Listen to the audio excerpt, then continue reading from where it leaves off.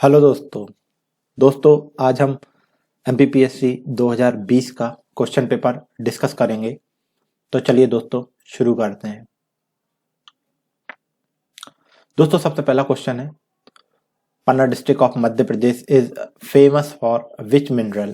Question पूछा गया है कि मध्य प्रदेश की जो पन्ना डिस्ट्रिक्ट है वो किस मिनरल के लिए फेमस है। Manganese, marble, mica, diamond. दोस्तों इसका करेक्ट आंसर है डी, डायमंड। ठीक है। सेकंड क्वेश्चन है, Chambal canal irrigation project is related with. ठीक है, चंबल कैनाल इरिगेशन प्रोजेक्ट ये किस रिवर बेसिन के तहत आता है। तो दोस्तों इसका करेक्ट आंसर होगा C, Yamuna basin. Question third, Jawahar Sagar hydro electricity project is situated on which river. Jawahar Sagar hydro electricity जो प्रोजेक्ट है दोस्तों ये चंबल रिवर के ऊपर बेस्ड है। आप ये बात ध्यान रखिएगा, बी ऑप्शन करेक्ट है। क्वेश्चन फोर है, main crop of Madhya Pradesh. Madhya Pradesh की जो मुख्य फसल है वो क्या है। राइस, व्हीट, मेज, बाजरा। करेक्ट आंसर व्हीट है, बी ऑप्शन करेक्ट है, गेहूं। Question fifth, which one of the following is not A commercial crop. इनमें से कौन सी क्रॉप कमर्शियल क्रॉप नहीं है। शुगर कैन, कॉटन, बनाना, बाजरा। बाजरा कमर्शियल क्रॉप नहीं होती, व्यापारिक फसल नहीं होती है। दोस्तों अब हम क्वेश्चन नंबर 6 डिस्कस करेंगे। इस तरह के क्वेश्चन में दोस्तों इस क्वेश्चन में दो टेबल्स दिए गए हैं। एक तरफ प्राइम मिनिस्टर हैं जो कि एक समय किसी पर्टिकुलर स्टेट के चीफ मिनिस्टर थे। ठीक है, और वो किस पर्टिकुलर स्टेट से बिलोंग करते थे, हमको ये करेक्ट मैचिंग करना है। दोस्तों इस तरह के क्वेश्चन में आपको दो या दो से ज्यादा ऑप्शन पता होना चाहिए, तभी आप इस तरह के क्वेश्चन के आंसर कर पाते हैं। नरेंद्र मोदी गुजरात से बिलोंग करते हैं, ये बात सभी को पता है। पीवी नरसिम्हा राव अनडिवाइडेड आंध्र प्रदेश से बिलोंग करते थे। मोरारजी देसाई ये बॉम्बे से बिलोंग करते थे। एच डी देवगौड़ा कर्नाटका से बिलोंग करते थे। चरण सिंह अनडिवाइडेड यूपी। ठीक है दोस्तों, तो इस तरह से जब आप देखेंगे तो इसका डी ऑप्शन करेक्ट होगा। डी फर्स्ट का सेकंड होगा, जैसा मैंने बताया पीवी नरसिम्हा राव। ठीक है, PV Narasimha Rao undivided AP, और मोरारजी देसाई जैसा मैंने बताया कि इसका फिफ्थ ऑप्शन बॉम्बे से बिलोंग करते थे। देवगौड़ा कर्नाटका से। चरण सिंह आपका अनडिवाइडेड यूपी। ठीक है, आप देख लीजिएगा। क्वेश्चन नंबर 7 है, which of the following type of जज और जजेस can be appointed in the supreme court of India. Supreme Court में इनमें से किस टाइप के जज को अपॉइंट किया जा सकता है। सबसे पहला है एड हॉक जजेस। दोस्तों ये एड हॉक जजेस रिटायर्ड जजेस होते हैं जो कि सुप्रीम कोर्ट या हाई कोर्ट में अपॉइंट किए जाते हैं। ठीक है, और जो एडिशनल जज हैं ये भी सुप्रीम कोर्ट में अपॉइंट किए जा सकते हैं। ठीक है, तो ये दोनों ही ऑप्शन करेक्ट हैं, बट दोस्तों जो एमपीपीएससी इसने करेक्ट ऑप्शन ए को माना है। ठीक है, जो एड हॉक जज हैं मतलब एमपीपीएससी के अकॉर्डिंग उन्हीं को केवल अपॉइंट किया जा सकता है सुप्रीम कोर्ट में। Correct option according to MPPSC A option correct है, सेकंड ऑप्शन करेक्ट नहीं है। इसके बाद नेक्स्ट क्वेश्चन आता है। क्वेश्चन पूछा गया है कि which of the following central public sector enterprises does not fall under the category of Maharatna listed January 2020 by the department of public enterprises government of India.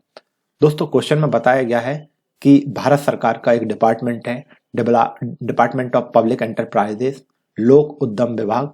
तो इसके द्वारा जनवरी 2020 में महारत्ना कंपनी की कैटेगरी या एक लिस्ट जारी की गई। तो उसमें से पूछा गया है कि इस लिस्ट के अकॉर्डिंग इनमें से कौन सी एक ऐसी कंपनी है जो महारत्ना के तहत नहीं आती है। BHEL, coal India limited, Indian oil corporation, ये तीनों कंपनियां दोस्तों महारत्ना के तहत आती हैं। इसका डी ऑप्शन करेक्ट होगा, ऑयल इंडिया लिमिटेड महारत्ना के तहत अब नहीं आती है। क्वेश्चन नंबर 9 पूछा गया है कि the committee on financial sector assessment. ठीक है, फाइनेंशियल सेक्टर के असेसमेंट के लिए जो कमेटी होती है उसकी को चेयरमैन कौन होता है, मतलब ये जो कमेटी रहती है इसकी सह अध्यक्षता कौन करता है। ठीक है, फाइनेंशियल सेक्टर असेसमेंट की। तो ऑप्शन दिए गए हैं, governor of RBI and finance minister of India. Second option है deputy governor of RBI and finance secretary government of India. Third option है governor and deputy governor of RBI and fourth option prime minister of India and governor of RBI.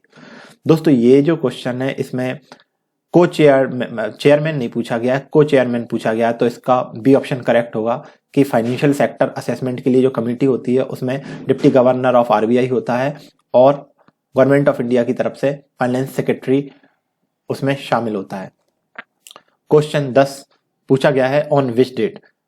दोस्तों जो NBFC रहती हैं, non banking financial companies, तो इनके लिए reserve bank of India के द्वारा 2018 में ओम्बुड्समैन स्कीम या लोकपाल योजना लाई गई थी। तो क्वेश्चन पूछा गया है कि ये किस पर्टिकुलर डेट को इंट्रोड्यूस की गई थी। तो इसका करेक्ट आंसर होगा दोस्तों 23 फरवरी 2018। आप ये बात ध्यान रखिएगा, ठीक है। इस तरह के डेट के क्वेश्चन भी कभी कभी पूछ लिए जाते हैं। नेक्स्ट क्वेश्चन है, क्वेश्चन नंबर 11 है, इन फरवरी 2021 विच नेबर कंट्री फेज ए कूप। फरवरी 2021 में हमारे किस पड़ोसी देश में तख्ता पलट किया गया। तो आपको पता होगा, करंट अफेयर आप पढ़ते होंगे। डी ऑप्शन करेक्ट है, इसका म्यांमार आंसर है। क्वेश्चन है question number 12, where does headquarter of International Olympic Committee is situated. Question number 12 में ये पूछा गया है कि जो इंटरनेशनल ओलंपिक कमिटी है इसका हेडक्वार्टर कहाँ पे है। Vienna, Lausanne, Geneva, Madrid. दोस्तों इसका करेक्ट ऑप्शन है लुसाने, ठीक है। लुसाने आपका स्विट्जरलैंड में आता है। क्वेश्चन नंबर 13 है, who is the first Indian woman to win an individual Olympic medal. Karnam Malleswari, Sania Mirza, PV Sindhu, Saina Nehwal. दोस्तों इसका करेक्ट आंसर है कर्णम मल्लेश्वरी, ठीक है।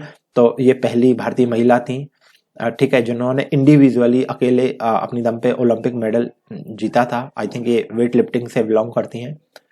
क्वेश्चन नंबर 14 है, which is the highest award given by Madhya Pradesh government to sport coaches mentioned below.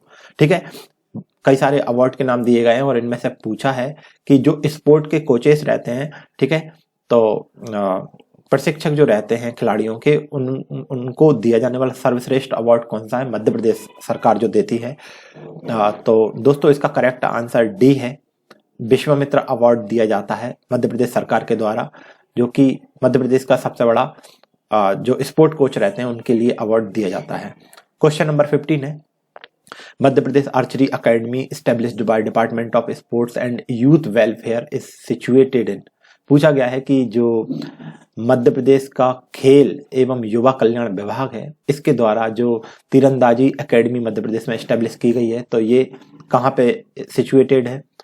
दोस्तों इसका correct answer है सी, जबलपुर में ये तीरंदाजी या जो आर्चरी एकेडमी है वो एस्टेब्लिश की गई है। क्वेश्चन नंबर 16 है, इसमें स्टेटमेंट दिए गए हैं दो। लिखा हुआ है, it shall be the duty of CAG to audit all the receipt which are payable into the consolidated fund of India. कहा जा रहा है कि जो कंसोलिडेटेड फंड ऑफ इंडिया को जो भी रिसीप्ट प्राप्त होते हैं उन सभी को सीएजी ऑडिट कर सकता है। जी हाँ दोस्तों, ये करेक्ट बात है। सेकंड स्टेटमेंट लिखा हुआ है, CAG shall have authority to audit and report on the accounts of stores और stock kept in any office or department of the union or state।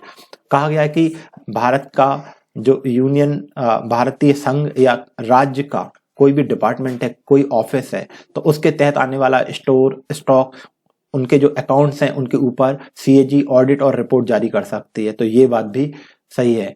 तो दोस्तों इस तरह से ये जो 16 नंबर क्वेश्चन है इसका आपको बी ऑप्शन करेक्ट हो जाएगा, दोनों स्टेटमेंट सही है।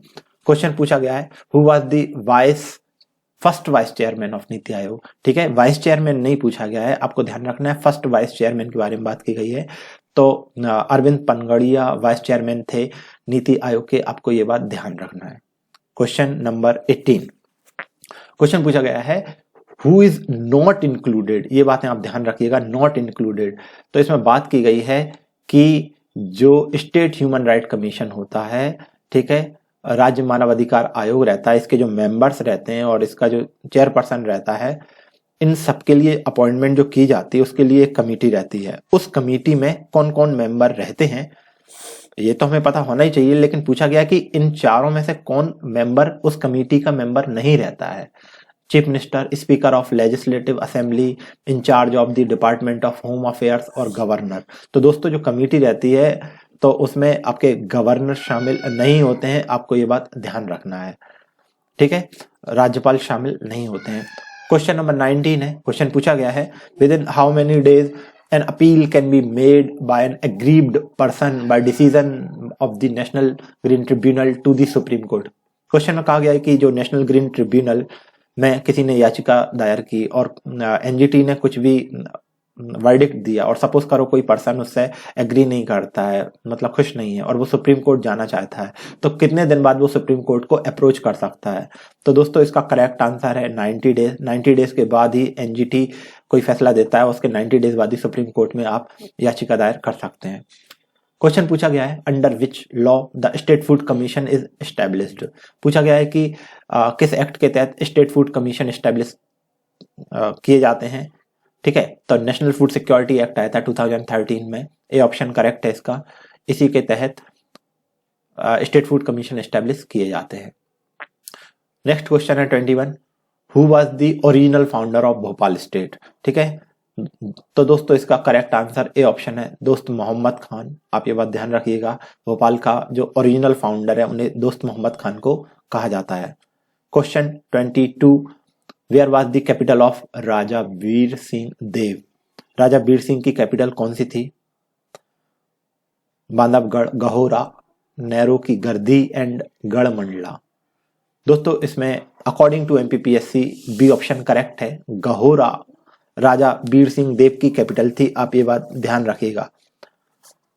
क्वेश्चन नंबर 23, कहा गया है हु सेड दैट।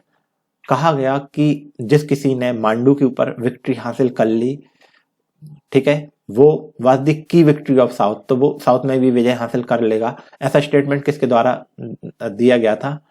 तो 4 ऑप्शन दिए गए हैं, मलिक काफूर, शीतल देव, एनुल मुल्क मुल्तानी एंड अमीर खुसरो। तो दोस्तों करेक्ट आंसर डी है 23 का, अमीर खुसरो ने ऐसा स्टेटमेंट दिया था। क्वेश्चन 24, कहा गया है कि Bhimbetka was discovered by. 4 option दिए गए हैं कि भीमबेटका किसके द्वारा खोजा गया था? HD Sankhalia, Shyam Sundar Nigam, Vishnudhar Wakankar and Rajbali Pandey. तो दोस्तों 24 का सी ऑप्शन करेक्ट है, doctor Vishnudhar Wakankar. Question number 25, पूछा गया है which is the most common tribe in Madhya Pradesh. दोस्तों आपको पता होगा ये बात, करेक्ट आंसर सी है। मध्य प्रदेश की जो मोस्ट कॉमन ट्राइब है वो भील ट्राइब है। दोस्तों ज्योग्राफी का फिर से एक कॉम्प्लेक्स क्वेश्चन है, इसमें भी आपको 2 पार्टीशन दिए गए हैं, 2 टेबल दिए गए हैं, 2 लिस्ट दी गई हैं। एक तरफ ग्रासलैंड दिए गए हैं ऑल ओवर वर्ल्ड में, और बाद सेकंड तरफ ये दिया गया है कि वो किस पर्टिकुलर कंट्री या कॉन्टिनेंट से बिलोंग करते हैं। ठीक है दोस्तों, मैं अपना तरीका बताता हूँ, मैंने ये सारी चीजें कैसे याद की हैं। तो आप ध्यान रखिएगा कि प्रेयर अमेरिका के लोग करते हैं, शायद ना करते हो बट मैंने याद ऐसे ही किया है। ठीक है, तो प्रेयरी अमेरिका में होते हैं, ठीक है, और स्टेप्स आपके यूरोप में देखने को मिलते हैं, यूरोप रशिया में, बेल्ट्स आपके अफ्रीका में होते हैं और डाउन्स आपके ऑस्ट्रेलिया में होते हैं। ठीक है, तो दोस्तों आप ये बात ध्यान रखिएगा। इस तरह से जब हम इसकी मैचिंग करेंगे 26 क्वेश्चन की, तो दोस्तों सी ऑप्शन करेक्ट आएगा कि फर्स्ट का ए का सी। ठीक है, स्टेपी आपके रशिया यूरोप में होते हैं, प्रेरी आपके बी का फर्स्ट हो जाएगा, ठीक है, और सी का आपका 2 हो जाएगा एंड डी का 4 करेक्ट है। क्वेश्चन नंबर 27, क्वेश्चन पूछा गया है which one of the following state has the maximum area under teak forest in India. भारत के अंदर कौन सा ऐसा एक स्टेट है पर्टिकुलर जिसमें सबसे ज्यादा सागौन के जहाँ पे पेड़ हैं, तो ऐसा फॉरेस्ट एरिया सबसे ज्यादा किस स्टेट के तहत आता है? तो इसका जो आंसर होगा वो मध्य प्रदेश होगा। क्वेश्चन पूछा गया है question number 28, which one of the following is not correctly matched. अंशी नेशनल पार्क, हमें ये बताने कि इनमें से कौन सा सही नहीं है।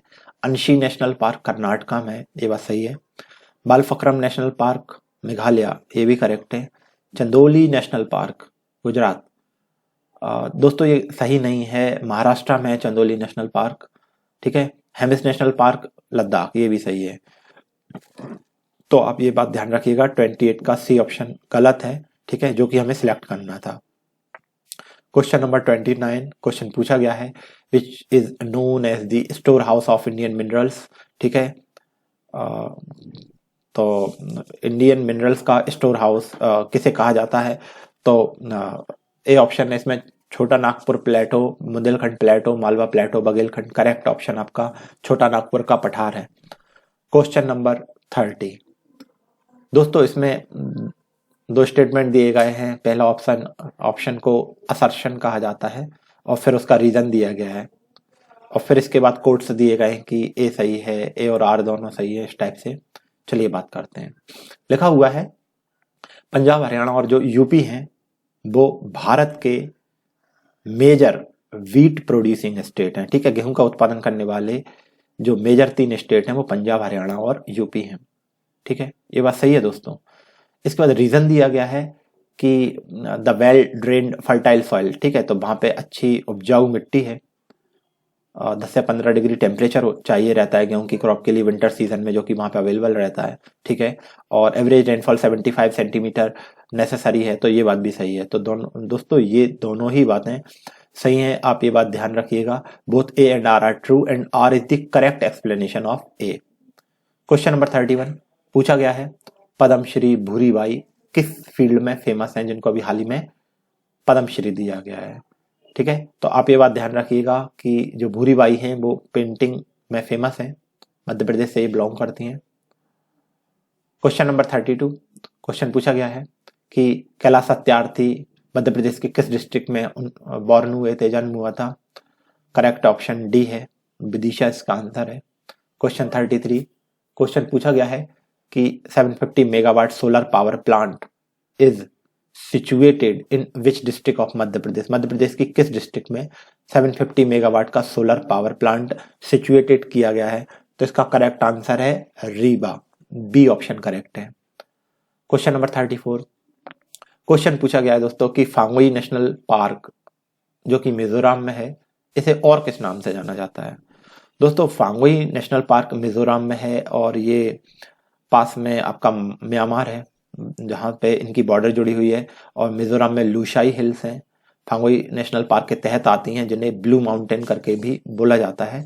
तो इस तरह से 34 का बी ऑप्शन करेक्ट हो जाएगा, blue mountain park Phawngpui national park को कहा जाता है।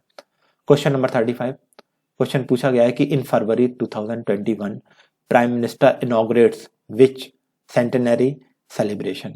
ठीक है, तो फरवरी 2021 में नरेंद्र मोदी जी ने शताब्दी समारोह का इनॉग्रेशन किया था, तो वो किस चीज के लिए शताब्दी समारोह का इनॉग्रेशन किया है। जलियांवाला बाग, नॉन कॉपरेशन, असहयोग आंदोलन, चौरा चौरी एंड चंपारण। दोस्तों इसमें सी ऑप्शन करेक्ट है, क्योंकि जो चौरा चौरी है ये 4 या 5 फरवरी 1922 के लगभग में हुआ था और फरवरी में ही इसको इनॉग्रेट किया गया है। हालांकि 2022 में होना था, बट दोस्तों इसका आंसर करेक्ट यही है, 35 का सी ऑप्शन करेक्ट है। क्वेश्चन नंबर 36 दोस्तों यहाँ पे 3 स्टेटमेंट दिए गए हैं, चलिए देखते हैं। पहला ऑप्शन, पहले स्टेटमेंट में लिखा हुआ है कि chief election commissioner of the election commission of India, जो निर्वाचन आयोग का जो मुख्य निर्वाचन अधिकारी होता है उसकी जो सैलरी रहती है वो इक्वल रहती है किसकी सैलरी के, जज ऑफ द सुप्रीम कोर्ट। ठीक है, सुप्रीम कोर्ट का कोई पर्टिकुलर जज है तो उसकी सैलरी और इलेक्शन कमीशन में जो चीफ इलेक्शन कमिश्नर रहता है, मुख्य निर्वाचन अधिकारी होता है, उसकी सैलरी बराबर होती है। ये बात सही है दोस्तों। सेकंड ऑप्शन लिखा हुआ है कि the term of chief election commissioner. ठीक है, तो मुख्य निर्वाचन अधिकारी का जो टाइम पीरियड रहता है, टेन्योर रहता है, वो 6 साल का होता है और एज लिमिट 65 होती है। इसमें से दोनों में से जो भी चीज पूरी होती है, ठीक है, तो जो पोस्ट रहती है उसे एवैक्यूएट करना रहता है, तो ये बात भी सही है दोस्तों। थर्ड लिखा हुआ है कि इलेक्शन कमिश्नर। दोस्तों यहाँ पे चीफ इलेक्शन कमिश्नर नहीं लिखा है, इलेक्शन कमिश्नर लिखा हुआ है, और लिखा हुआ है कि किसी भी समय राइटिंग में वो अपना रेजिग्नेशन चीफ इलेक्शन कमिश्नर को देके रिजाइन कर सकता है। ये बात सही नहीं है। तो 36 का दोस्तों बी ऑप्शन का सही है, पहला और दूसरा ऑप्शन आपका, सॉरी, पहला और दूसरा ए ऑप्शन में है, तो आप ये बात ध्यान रखिएगा, 36 का ए ऑप्शन करेक्ट है। दोस्तों हमारे कॉन्स्टिट्यूशन में 12 शेड्यूल है, 12 शेड्यूल है। 7 शेड्यूल में ठीक है, 7 शेड्यूल में 3 कैटेगरी दी गई हैं। ठीक है, तो लिस्ट फर्स्ट, सेकंड और थर्ड। अब इसमें कहा गया है कि किसी स्टेट का लेजिस्लेचर का जो इलेक्शन होना है, मतलब किसी राज्य के विधानमंडल के चुनाव की जो बात है, वो भारतीय संविधान के 7 शेड्यूल के किस पर्टिकुलर लिस्ट के तहत आती है, ये बात पूछी गई है क्वेश्चन में। लिस्ट फर्स्ट एंट्री 72, ये करेक्ट है दोस्तों। और लिस्ट सेकंड में 27 नहीं दोस्तों 37 करेक्ट है। तो ए और सी दोनों ऑप्शन करेक्ट है यहाँ पे, आप ये बात ध्यान रखिएगा।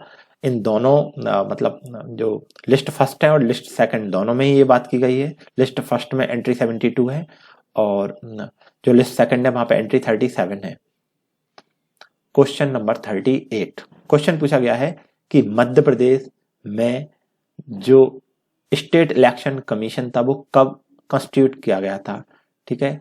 राज्य निर्वाचन आयोग कब गठित किया गया था, तो करेक्ट आंसर इसका ए है। 1 फरवरी 1994 को मध्य प्रदेश का निर्वाचन आयोग गठित किया गया था। क्वेश्चन नंबर 39, क्वेश्चन पूछा गया है कि 2 या 2 से अधिक स्टेट के लिए कभी भी joint state public service commission establish किया जाता है तो क्या कंडीशन होती हैं। ए ऑप्शन में लिखा हुआ है इफ रिस्पेक्टिव स्टेट्स एग्री, ठीक है, यदि जो भी राज्य हैं 2 या 2 से अधिक राज्य इस बात पर सहमत हों, ये बात सही है। दूसरा ऑप्शन लिखा हुआ है बी के पार्लियामेंट अपॉइंट्स ज्वाइंट स्टेट, ठीक है, पार्लियामेंट इस तरह का कोई commission joint state public service commission law के थ्रू एस्टेब्लिश कर सकता है। तो ये दोनों ही बातें और भी सही हैं, तो इस तरह से सी ऑप्शन करेक्ट हो जाएगा, both A and B. Question number 40, कहा गया है under which provision the Madhya Pradesh public service commission has been constituted, ठीक है।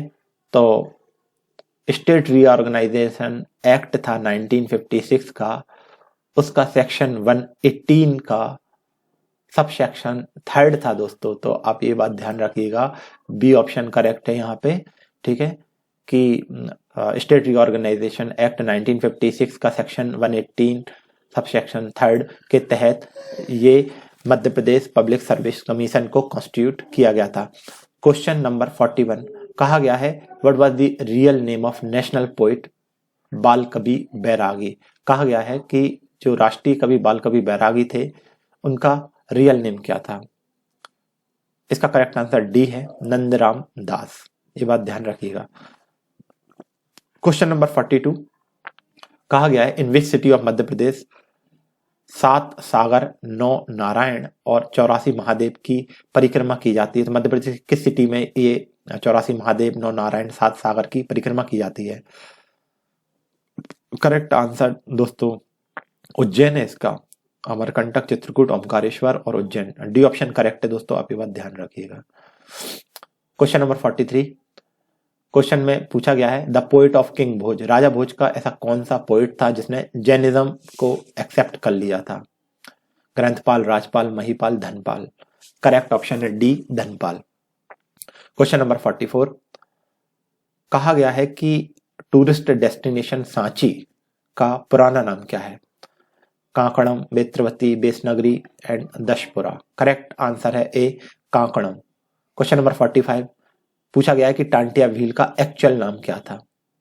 बुक्स में टांटिया दिया हुआ है बट एमपीपीएससी ने डी ऑप्शन भी करेक्ट माना है टांड्रा, तो आप ये दोनों ऑप्शन करेक्ट मानेंगे ए एंड डी, आप ये बात ध्यान रखिएगा।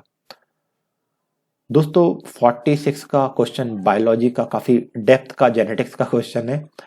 लिखा हुआ है कि जेनेटिक कोड के कैरेक्टरिस्टिक फीचर्स क्या क्या होते हैं। दोस्तों कभी फुर्सत में समझेंगे जेनेटिक कोड, मैं आपको बताऊंगा डिटेल से कभी, अभी फिलहाल क्वेश्चन देख लेते हैं।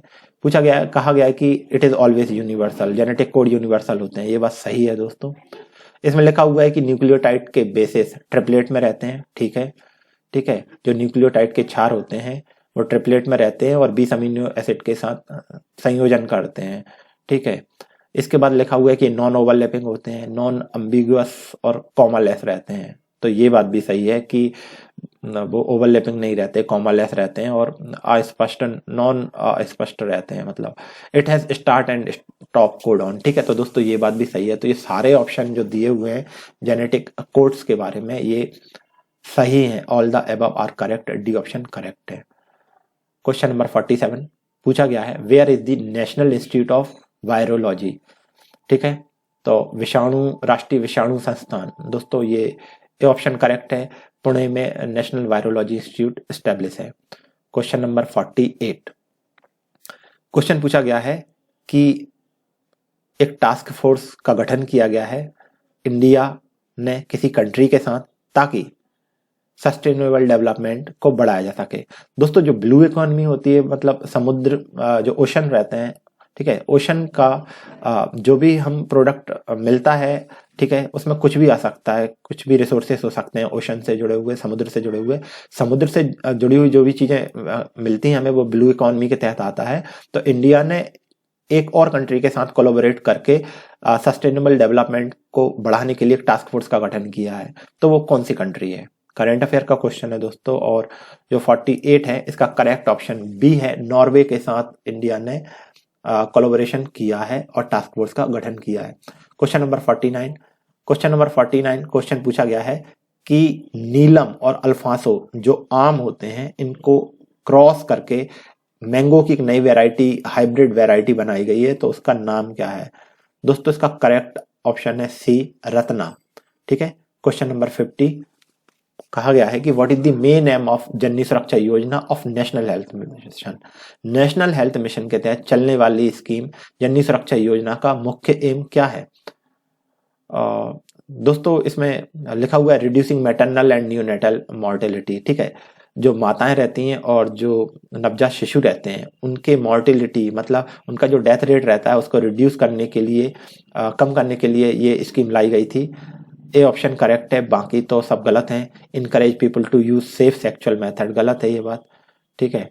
प्रोवाइड पेंशन टू विडो, ये भी गलत है। To provide shelters to poor people, ये भी गलत बात लिखी हुई है दोस्तों।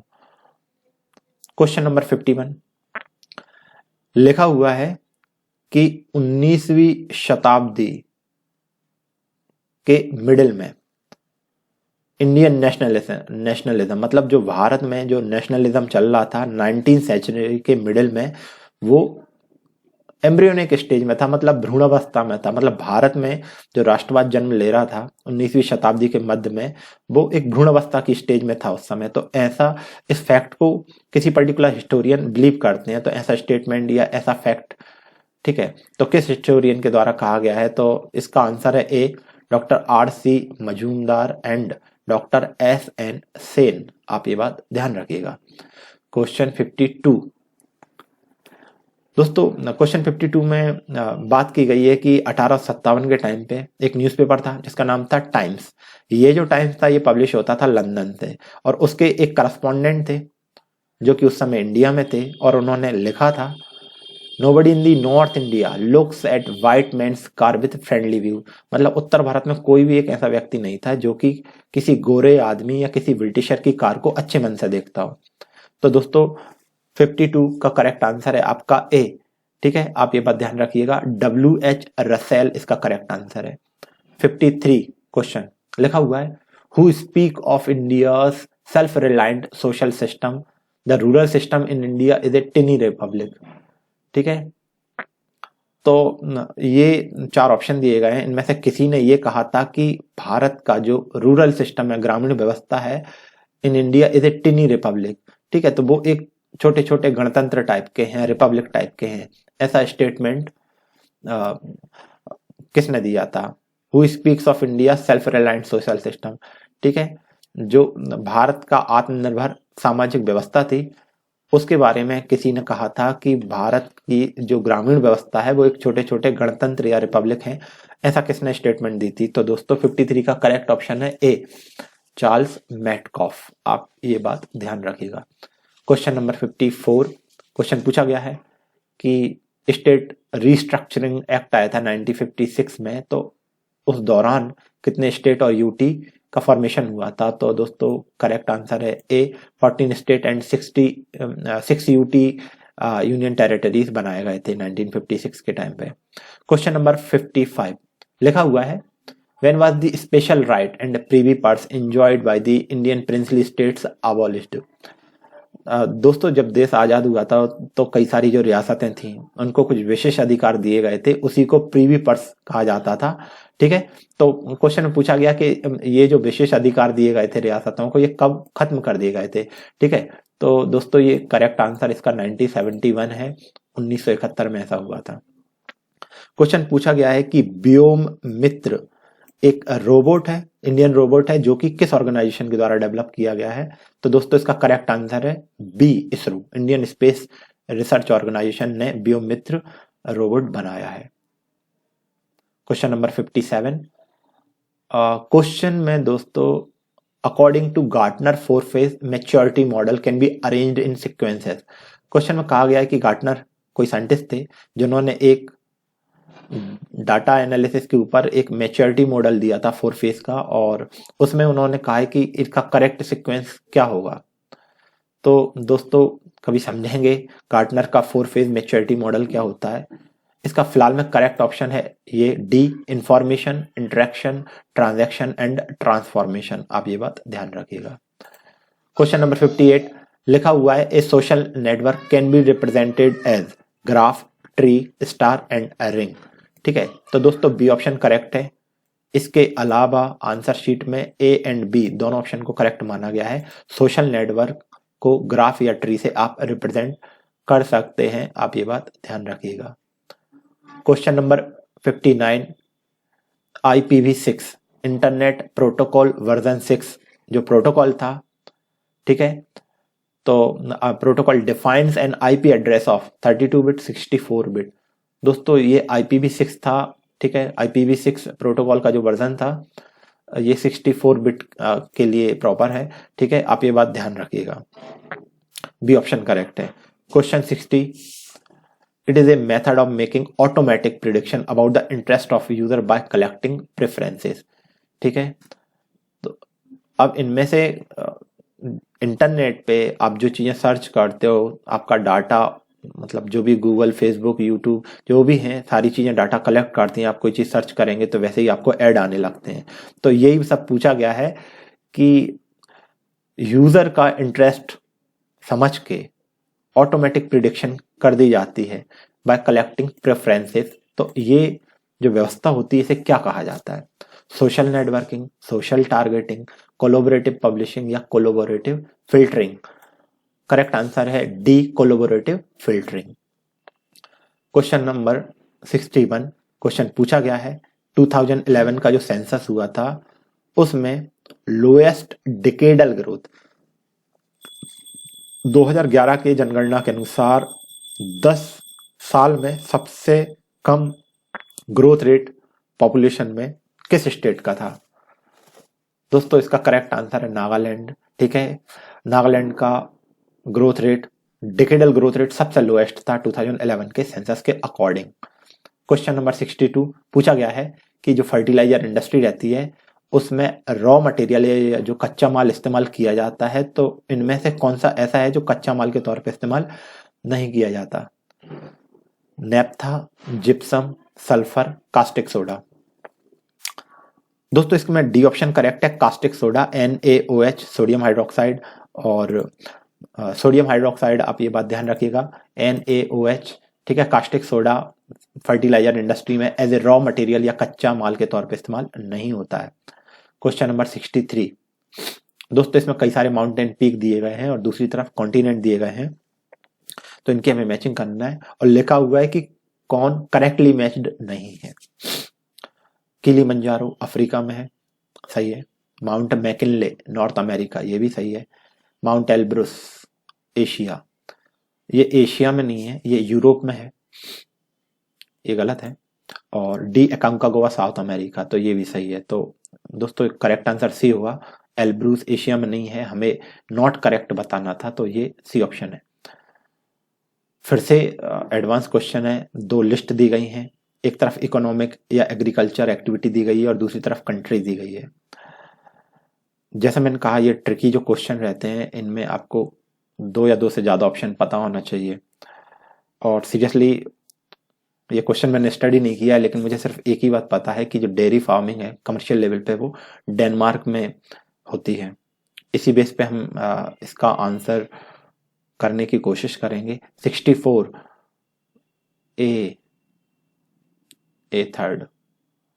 ए थर्ड। दोस्तों जब हम इसका आंसर एक्चुअल में देखेंगे आंसर शीट में तो पता चलेगा यही सही है, लेकिन आप हमेशा इस ट्रिक पे बिलीव ना करें। जैसा मैंने बताया आपको दो या दो से ज्यादा चीजें पता होना चाहिए। ठीक है, तो ध्यान रखिएगा। कमर्शियल डेयरी फार्मिंग आपका डेनमार्क में होता है, कमर्शियल ग्रेन फार्मिंग अर्जेंटीना में होता है, commercial plantation farming Malaysia and commercial fruit production France में होता है। ठीक है, तो ये भी थोड़ा सा मुझे हल्का सा हिंट था, कमर्शियल फ्रूट का प्रोडक्शन फ्रांस में होता है क्योंकि ये जो यूरोप के देश हैं वहाँ पे सर्दियों के दिनों में बारिश होती है वहाँ पे, और जैसा मुझे जानकारी है कि वहाँ पे फ्रूट का प्रोडक्शन भी अच्छा खासा होता है। Question number 65, which of the following state of India have the higher opportunities for the development of wind power. भारत देश के ऐसे कौन से स्टेट हैं जहाँ पे विंड पावर के डेवलपमेंट के अच्छे चांसेस हैं? तो दोस्तों ये तमिलनाडु और गुजरात ये करेक्ट आंसर होगा क्योंकि ये दोनों कोस्टल स्टेट हैं और अच्छी कंडीशन रहती है विंड पावर के लिए। क्वेश्चन नंबर 66, क्वेश्चन में कहा गया है कि Ashoka won the Avanti Mahajanapada and merged in the Mauryan empire during Bindusara ruled.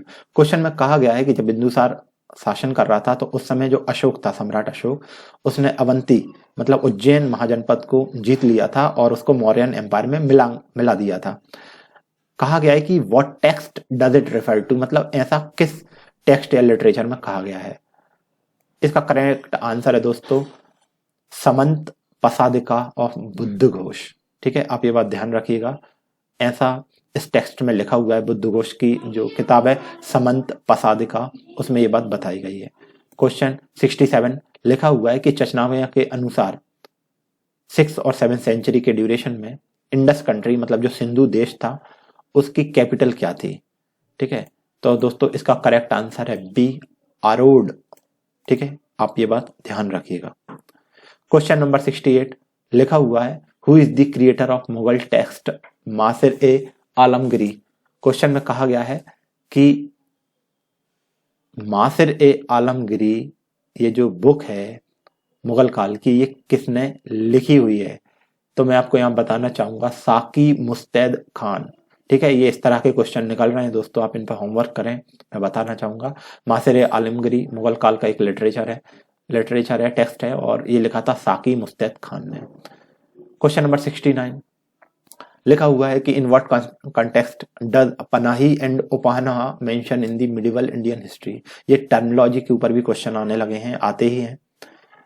मैं जहां पर रहता हूं तो यहाँ पे पर्टिकुलर इस जगह तो नहीं, एक विलेज है मेरा, तो वहां पे जो शूज रहते हैं उन्हें पनही करके बोला जाता है, पनही।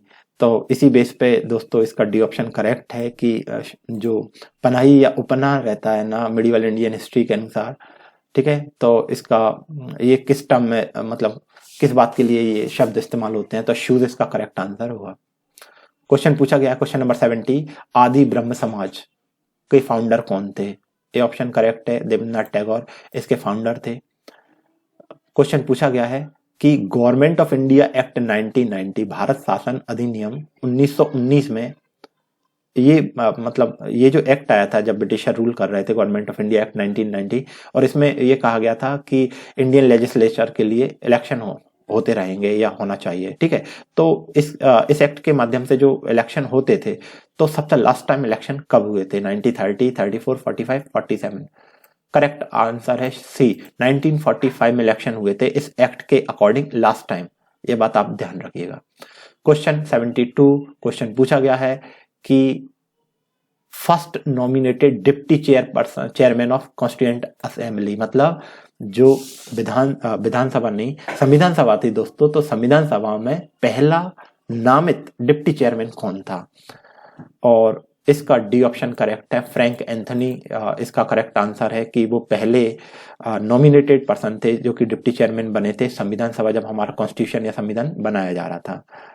ठीक है, क्वेश्चन 73 क्वेश्चन में कहा गया है कि which of the following expression is appropriate regarding the message to call joint sitting of both houses under article 108 of the constitution of India.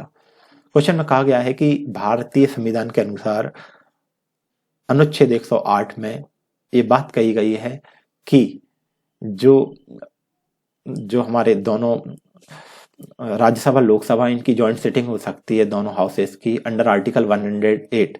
तो इसके लिए सही एक्सप्रेशन क्या है प्रेसिडेंट के, ये किस तरह से डिपेंड करती है ये बात? पहला ऑप्शन लिखा है इंटेंशन ऑफ प्रेसिडेंट। ठीक है, दूसरा लिखा है डायरेक्शन होना चाहिए, निर्देश होना चाहिए। विजडम ऑफ प्रेसिडेंट मतलब जो आपका राष्ट्रपति है उसके विवेक पर निर्भर करती है। कंसेंट मतलब उसकी सहमति होना चाहिए। इंटेंशन मतलब उसका आशय होना चाहिए प्रेसिडेंट का। दोस्तों ए ऑप्शन को करेक्ट माना गया है according to MPPSC, intention of president. ठीक है, तो यदि प्रेसिडेंट का इंटेंशन होगा तो वो आर्टिकल 108 के तहत दोनों हाउसेस का ज्वाइंट सिटिंग बुला सकता है। क्वेश्चन 74, क्वेश्चन में कहा गया है कि आर्टिकल 24 के अनुसार प्रोहिबिशन किया गया है, मनाही की गई है भारतीय संविधान में कि जो बच्चे हैं उनका एम्प्लॉयमेंट हैजर्डस जो वर्क्स हैं उनमें नहीं होना चाहिए। मतलब कुछ भी खतरनाक फैक्ट्रीज हैं, ठीक है, या कुछ भी इस तरह से काम जहां पर उनको इंजरी वगैरह हो सकती है, तो इस तरह की मनाही की गई है आर्टिकल 24 में। सच प्रोहिबिशन, अब इस तरह का जो निषेध किया गया है वो किस तरह का निषेध है या प्रोहिबिशन किस तरह का है? एब्सोल्यूट प्रोहिबिशन, मतलब बिल्कुल एब्सोल्यूट प्रोहिबिशन किया गया है। पार्शियल मतलब आंशिक तौर पे, रीजनेबल मतलब कुछ कंडीशन के साथ, और मोरल मतलब नैतिक प्रोहिबिशन। दोस्तों ए ऑप्शन करेक्ट है, मतलब एब्सोल्यूट प्रोहिबिशन किया गया है हमारे कॉन्स्टिट्यूशन में कि कोई भी जो बच्चे हैं आप उनको कुछ भी खतरनाक कामों में इन्वॉल्व नहीं कर सकते, एज ए एम्प्लॉयमेंट नहीं कर सकते आप उनको वहां पे। Question 75, which of the following statement is correct? Question कहा गया है कि आर्टिकल 368, ठीक है, 368 जो कॉन्स्टिट्यूशन का है उसके बारे में दो स्टेटमेंट दिए गए हैं। पहला लिखा हुआ है कि जो आर्टिकल 368 था उसमें amendment 24th constitutional amendment act 1971 के द्वारा किया गया था, ये सही है। दूसरा ऑप्शन लिखा हुआ है article 368 was amended by the 101 constitutional amendment act 2016, ये बात भी सही है। तो दोस्तों इस तरह से जो 75 ऑप्शन है इसका सी ऑप्शन करेक्ट है, ठीक है, दोनों ही जो बातें लिखी हुई हैं वो करेक्ट लिखी हुई हैं। क्वेश्चन नंबर 76, क्वेश्चन में कहा गया है कि who among the following governor of Madhya Pradesh has been the chief minister of Haryana? कहा गया है कि मध्य प्रदेश के ये जो ऑप्शन दिए गए हैं चारों गवर्नर के नेम है, और क्वेश्चन में पूछा गया है कि इनमें से कौन हरियाणा के चीफ मिनिस्टर थे। ठीक है, राम प्रकाश गुप्ता, राम नरेश यादव, डॉक्टर बलराम जाखड़ और डॉक्टर भगवत दयाल शर्मा। तो इसका दोस्तों जो 76 है इसका करेक्ट आंसर होगा आपका डी, भगवत दयाल शर्मा। आप ये बात ध्यान रखिएगा। क्वेश्चन 77, क्वेश्चन में कहा गया है which of the following chief minister of Madhya Pradesh have not held the office of the leader of the opposition in Madhya Pradesh legislative assembly? Madhya Pradesh की विधानसभा में ये जो चारों नाम दिए गए हैं चीफ मिनिस्टर के हैं, और क्वेश्चन में पूछा गया है कि इनमें से किस चीफ मिनिस्टर ने नेता प्रतिपक्ष या विपक्ष के नेता का काम नहीं संभाला, या कभी वो इस तरह से office of the leader of opposition कभी उन्होंने हेल्ड नहीं किया। तो एक दोस्तों इसमें दिग्विजय सिंह करेक्ट है, दूसरा मोतीलाल वोरा भी करेक्ट है, और वीरेंद्र कुमार सकलेचा, श्यामचरण शुक्ला। तो ये तो दोस्तों लीडर ऑफ अपोजिशन रहे थे, बट दिग्विजय और मोतीलाल वोरा नहीं थे। इस तरह से ये जो 77 क्वेश्चन है इसका ए ऑप्शन करेक्ट हो जाएगा। ठीक है, क्वेश्चन नंबर 78, क्वेश्चन में पूछा गया है कि select the correct order of proceeding of Madhya Pradesh legislative assembly. Madhya Pradesh की विधानसभा में एक सीक्वेंस बताना है कि यदि जो असेंबली है उसमें जो प्रोसीडिंग हो रही है तो वो किस तरह से होंगी, हमें ये बात बताना है। तो दोस्तों सबसे पहले ओथ होती है, अफर्मेशन होता है, ठीक है, शपथ ली जाती है। फिर जो गवर्नर असेंबली रहती है, ठीक है, उसको एड्रेस करते हैं। फिर इंट्रोडक्शन ऑफ मिनिस्टर्स का इंट्रोडक्शन होता है, और फिर मेंशन ऑफ डेथ, किसी पर्सन की डेथ हो गई है तो उसके बारे में बातचीत की जाती है। ठीक है, तो ये सबसे लिस्ट इंपॉर्टेंट चीज होती है, तो फर्स्ट ऑप्शन सबसे लास्ट में आना चाहिए और बी ऑप्शन करेक्ट इस तरह से। 79 क्वेश्चन पूछा गया है कि ये जो ऑप्शन दिए गए हैं ये सभी चीफ जस्टिस ऑफ मध्य प्रदेश के हैं। क्वेश्चन में पूछा गया है कि इनमें से कौन साहब ऐसे हैं जो सुप्रीम कोर्ट के जज नहीं बने थे? ए के पटनायक, आर.वी. रविंद्रन, एस के झा और ए के माथुर।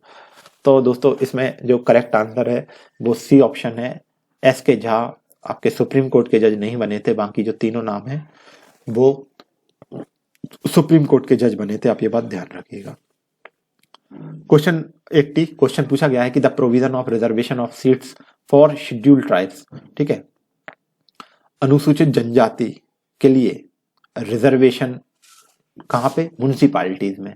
ठीक है, तो म्युनिसिपैलिटीज में शेड्यूल ट्राइब के लिए जो रिजर्वेशन है ये भारत के संविधान के किस आर्टिकल में ये बात की गई है? तो आपको मैं ये बात बता दूं कि 243(t)(1) इसके तहत जो शेड्यूल ट्राइब है उसके लिए म्युनिसिपैलिटीज में रिजर्वेशन की बात की गई है। आपको ये बात ध्यान रखना है, ये ऑप्शन करेक्ट हो जाएगा 80 क्वेश्चन के लिए, आप ये बात ध्यान रखिएगा। क्वेश्चन पूछा गया है कि what percentage of total forest area of Madhya Pradesh teak trees are found. ठीक है, तो मध्य प्रदेश में जो सागौन के वृक्ष हैं उनका कितना फॉरेस्ट एरिया है? इसका कुछ 18 या 22% है, आई थिंक बी ऑप्शन इसका करेक्ट है दोस्तों, 20%। ठीक है, ये राउंड फिगर में ली गई ये बात। क्वेश्चन पूछा गया है बेतवा रिवर कहाँ से ओरिजिनेट होती है? तो रायसेन से होती है, आपको ये बात पता है, रायसेन के लगभग से, रायसेन के पास में एक विलेज है कुमारगांव। ठीक है, अरावली तो आपके राजस्थान में है, सतपुड़ा भी नहीं आएगा, विंध्यन हिल्स करेक्ट आंसर है इसका, ये बात ध्यान रखिएगा। ठीक है, क्वेश्चन 83 मध्य प्रदेश में annual variation of temperature maximum कहाँ पे होता है? क्वेश्चन में पूछा गया है कि मध्य प्रदेश के किस हिस्से में सालाना तापमान में जो अंतर रहता है वो सर्वाधिक कहाँ पे होता है? ईस्ट में, वेस्ट में, नॉर्थ में, साउथ में? तो दोस्तों करेक्ट आंसर है इसका नॉर्थ।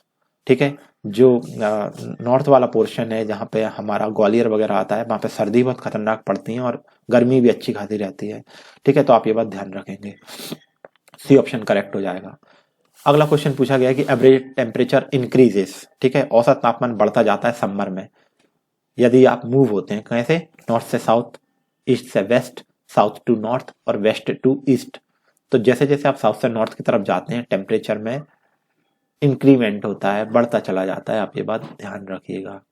क्वेश्चन 85 क्वेश्चन पूछा गया है कि नॉन मेटेलिक मिनरल क्या होता है? नॉन मेटेलिक मिनरल कौन सा होता है? Marble, manganese, silver and lead. Correct option होगा आपका ए, जिसमें आएगा आपका marble. Question 86 there are how many pairs of cranial nerves in human. ठीक है, तो आप ये बात ध्यान रखिएगा, ह्यूमन माइंड में जो ह्यूमन ब्रेन होता है वहां पर क्रेनियल नर्व्स होते हैं और जो क्रेनियल नर्व्स रहते हैं ह्यूमन में वो 12 पेयर्स में होते हैं, ये बात ध्यान रखिएगा। क्वेश्चन पूछा गया है question number 87 the pyramid of energy in an ecosystem. किसी इकोसिस्टम में जो एनर्जी का पिरामिड होता है वो कैसा होता है? तो ये हमेशा ध्यान रखिएगा कि हमेशा अपराइट होता है, हमेशा सीधा बनता है एनर्जी का पिरामिड, आपको ये बात ध्यान रखना है, राइट। मोनोसोडियम ग्लूटामेट MSG ये फूड में यूज किया जाता है। तो ठीक है, जो MSG रहता है आपने शायद वो सुना हो, मैगी वगैरह में भी ये सब आता है। तो दोस्तों ये प्रिजर्वर की तौर पे यूज होता है, फ्लेवर इनहांस भी कर देता है, तो ये दोनों ही ऑप्शन करेक्ट माने गए हैं। ठीक है, MSG मोनोसोडियम ग्लूटामेट ये चीजों को संरक्षित रखता है और उनका जो स्वाद होता है उसको बढ़ा देता है। डिजास्टर मैनेजमेंट एक्ट कब आया था? तो दोस्तों ये सबको पता होगा 2005 में ये अधिनियम आया था। ठीक है, डिजास्टर मैनेजमेंट एक्ट। चलिए क्वेश्चन नंबर 90 क्वेश्चन पूछा गया है कि इनमें से कौन सी डिसीज कोरोना वायरस से जुड़ी हुई है? पहला लिखा हुआ है MERS MERS, Middle East respiratory syndrome, ये सही है। दूसरा है SARS SARS severe acute respiratory syndrome, ये भी कोविड से ही जुड़ी हुई है, और कोविड-19। ठीक है, तो ये एक ही तरह की बीमारियां हैं, एक दूसरे से जुड़ी हुई हैं, डी ऑप्शन करेक्ट होगा इसका, ये आपको ध्यान रखना है। 91 which is not a type of secondary memory. ठीक है, तो solid state drive, hard disk, USB pen drive, C option correct होगा, रैंडम एक्सेस मेमोरी, आप ये बात ध्यान रखिएगा। XML का फुल फॉर्म क्या होता है? तो extensible markup language, B option correct होगा, आप ये बात ध्यान रखिएगा। 93 इलेक्ट्रोमैग्नेटिक वेव्स में माइक्रोवेव्स जो रहती हैं उनकी फ्रिक्वेंसीज का रेंज क्या होता है, आपको ये बताना है। इस तरह के क्वेश्चन जो नंबर रहते हैं, डिजिट वाले रहते हैं, आसान नहीं रहता, बहुत याद करना रहता है, और इसका करेक्ट ऑप्शन है C 1 गीगाहर्ट्ज से 300 गीगाहर्ट्ज के बीच में जो माइक्रोवेव्स रहती हैं उनकी फ्रिक्वेंसीज रहती हैं, आप ये बात ध्यान रखेगा। Question 94 blowfish is a type of symmetric encryption algorithm. ठीक है, आप ये बात ध्यान रखिएगा, 94 का ए ऑप्शन करेक्ट है। क्वेश्चन पूछा गया है कि रोबोटिक्स में PUMA शब्द इस्तेमाल होता है, तो इसका फुल फॉर्म क्या होगा, किस कंटेक्स्ट में ये यूज होता है। तो इसका सी ऑप्शन करेक्ट है, programmable universal machine for assembly. आप ये बात ध्यान रखिएगा, programmable universal machine for assembly इसका करेक्ट आंसर है। क्वेश्चन नंबर 96 में पूछा गया है कि 2011 की जो जनगणना हुई थी, मध्य प्रदेश की किस डिस्ट्रिक्ट में हाईएस्ट सेक्स रेशियो था, मतलब जो लिंग अनुपात था वो सर्वाधिक था। तो दोस्तों ये करेक्ट आंसर है बालाघाट, बी ऑप्शन इसका करेक्ट है। क्वेश्चन 97 इसमें पूछा गया है कि मध्य प्रदेश में जो क्रॉप सेक्टर है उसका ग्रोथ रेट 2016-17 के लिए कितना था, आपको ये बात बताना है। ठीक है, मध्य प्रदेश में क्रॉप सेक्टर का जो ग्रोथ रेट 2016-17 में कितना रहा था। दोस्तों हर ईयर का याद करना मुश्किल होता है, इसमें तो 4 साल पुराना पूछा गया था। बहरहाल इसका डी ऑप्शन करेक्ट होगा, 34.14 करेक्ट आंसर है, आप ये बात ध्यान रखिएगा। 98 क्वेश्चन पूछा गया है कि which of the following mineral is only found in MP। C option correct होगा इसका, डायमंड, ये बात आप ध्यान रखिएगा। Question 99 in which city Madhya Pradesh tribal museum is situated. Chhindwara correct answer है इसका, आप ये बात ध्यान रखिएगा। And last question, Aakanksha scheme is related to. दोस्तों ये जो स्कीम आई थी ये कॉम्पिटिटिव एग्जाम की प्रिपरेशन ट्राइबल स्टूडेंट कर सकें, उनकी कोचिंग वगैरह से जुड़ा हुआ ये स्कीम था, coaching for scheduled tribe students for competitive examination, ये आकांक्षा स्कीम का एम था। ठीक है, तो ए ऑप्शन करेक्ट होगा इसका। इस तरह से दोस्तों ये हमने पूरा PCS MPPSC 2020 का क्वेश्चन पेपर डिस्कस किया और काफ़ी डिस्कस करने में मज़ा भी आया। फिलहाल के लिए बस इतना ही। Thank you very much, keep smiling, thank you.